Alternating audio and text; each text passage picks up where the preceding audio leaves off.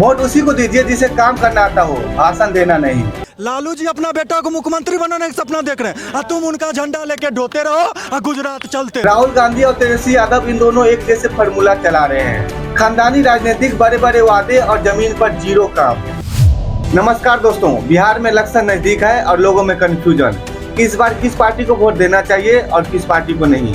तो आइए इस कंफ्यूजन को आज दूर करते हैं। 2025 के बिहार चुनाव में एक तरफ एनडीए है और दूसरी तरफ इंडिया गठबंधन, और इसी बीच सामने आते हैं तेजस्वी यादव। लेकिन क्या तेजस्वी यादव वाकई बिहार के युवा का उम्मीद है, या फिर ये लालू यादव के पुराने राजनीति का नया चेहरा? आज हम आपको दिखाएंगे तेजस्वी यादव की हकीकत, पर्दे के पीछे की राजनीतिक और वादे की सच्चाई।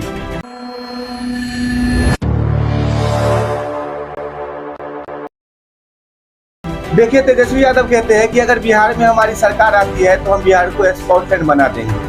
बताइए, इनके पिताजी बिहार के सीएम रह चुके हैं, इनके माताजी बिहार के सीएम रह चुके हैं, तब तो ये बिहार में कुछ नहीं किया बिहार को लूटने के अलावा, और आज कहते हैं बिहार को स्कॉटलैंड बना देंगे।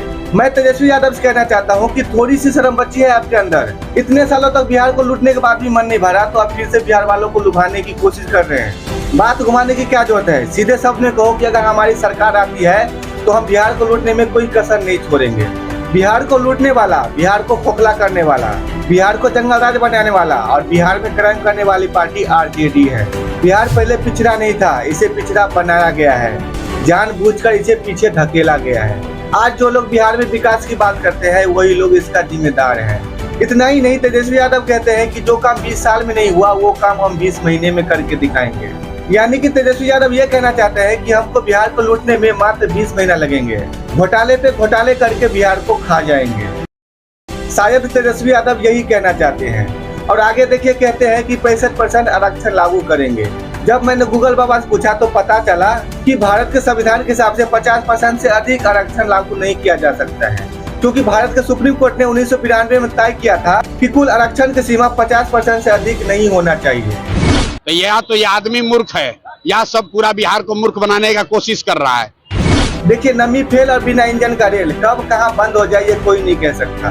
तेजस्वी यादव ने घोषणा किया है कि मां बहन मान योजना के तहत 2500 रुपया हर महीने खाते में डालेंगे अगर उनकी सरकार बनती है तो।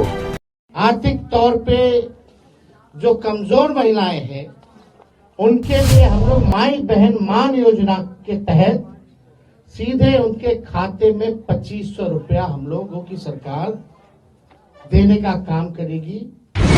याद कीजिए, ये वही लालू यादव के बेटे हैं जिनके ऊपर जब सीबीआई की जांच हुआ था तो पता चला था कि लालू यादव के सर में जितने बाल नहीं है उससे ज्यादा इनके घोटाले हैं। चारा घोटाला, IRCTC घोटाला, यानी कि बिहार में ऐसा कोई चीज नहीं है जिसमें लालू यादव घोटाला नहीं किया हो।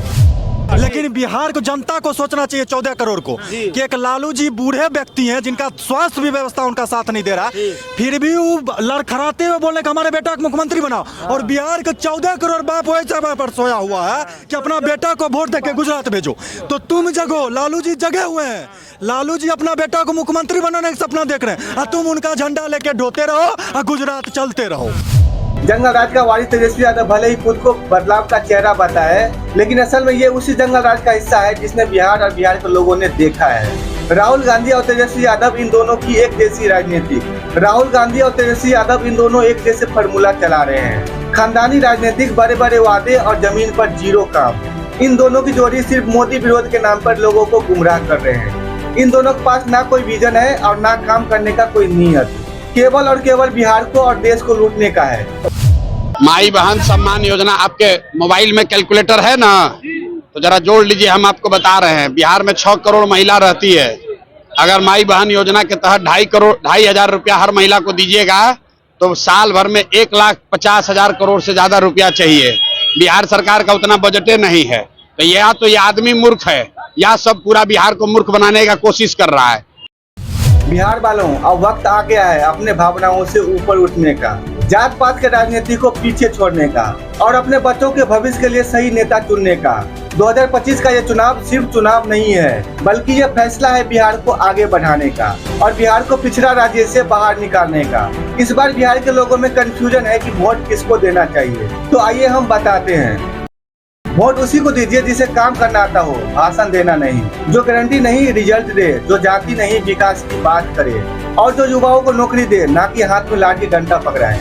याद रखिए, आपका एक वोट बच्चों का स्कूल बना सकता है, आपका एक वोट बेरोजगार युवाओं को नौकरी दिला सकता है और आपका एक वोट गरीबों का इलाज मुफ्त में करा सकता है। लेकिन अगर वही वोट किसी गलत इंसान के पास चला गया तो अगले 5 साल खराब कर सकता है। इस वीडियो को शेयर करिए ताकि बिहार के हर जनता के पास सच पहुंचे। तेजस्वी यादव और राहुल गांधी की सच्चाई हर वोटर के पास पहुंचना चाहिए। धन्यवाद।